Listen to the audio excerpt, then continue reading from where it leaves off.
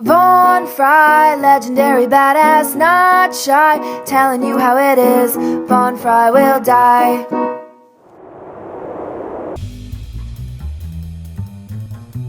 Okay guys, I'm going to tell you about some of the movies I saw playing at Tallgrass 2013, and I'm going to start off with my favorite of the bunch, Worm. Yeah, that's like the thing you see crawling in the ground. Not like, oh, I'm cold and want to be warm, so if you say it with a bit of an accent, worm, people have a better idea of what you're talking about.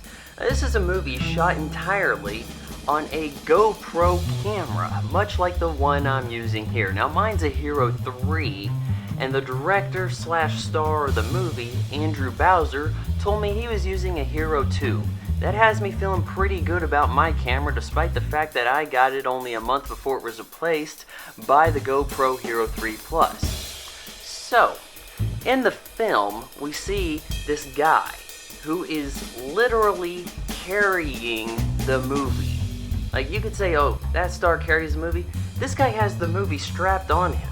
He's got like this baby chest support thing, like you saw the guy use in The Hangover when you put the sunglasses on the kid. He's got this thing holding out this custom joint block of wood, trying to hold this camera in front of him and project up towards him. So all you see is the hero's face and the people behind him. The action's taking place behind him. The people he's talking to, they're off camera.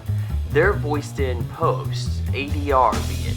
And we actually had a talk about this, and he said that they tried to use as much sound recorded live as possible. There was a point where this character, whom you're stuck with, he said that was the message he wanted to get across. I felt like, really good job there. You're stuck with this guy, and he's just sort of a nobody. He's a pissant thug wannabe. He's out burying these bodies for something like $2,000 that he very much needed in Guthrie, Oklahoma. It doesn't go right. The guys don't want to pay him. In fact, they set him up for the murder. He has to go after them, that kind of stuff.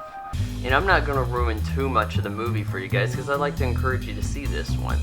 But it's shot black and white. You know, I mentioned this to the guy. I said, your movie works because it doesn't look like you're trying and failing to look like a movie that would be shown at theaters. If you go a completely different direction, it doesn't look like you failed in trying to give it that Hollywood look. And that Paranormal Activity shows us that a movie that looks cheaper than one that's in the middle looks more like one that could be a hit in theaters than one that's in the middle actually does.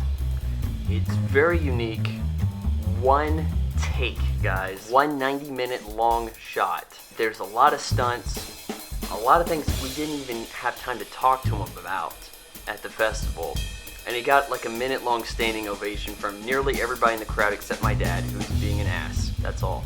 Check this movie out. It could be playing, maybe available for download, video on demand, iTunes, something soon enough. If it plays in a theater in Los Angeles, maybe sometime in the next month or so, it could be eligible for an Oscar consideration in some way. I give it a 9 out of 10 on IMDb.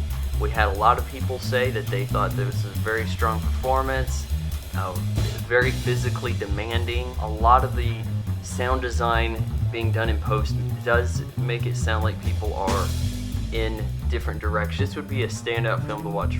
5.1 digital sound. Direction people are going to be at is going to sound very cool here. So, Worm, check it out.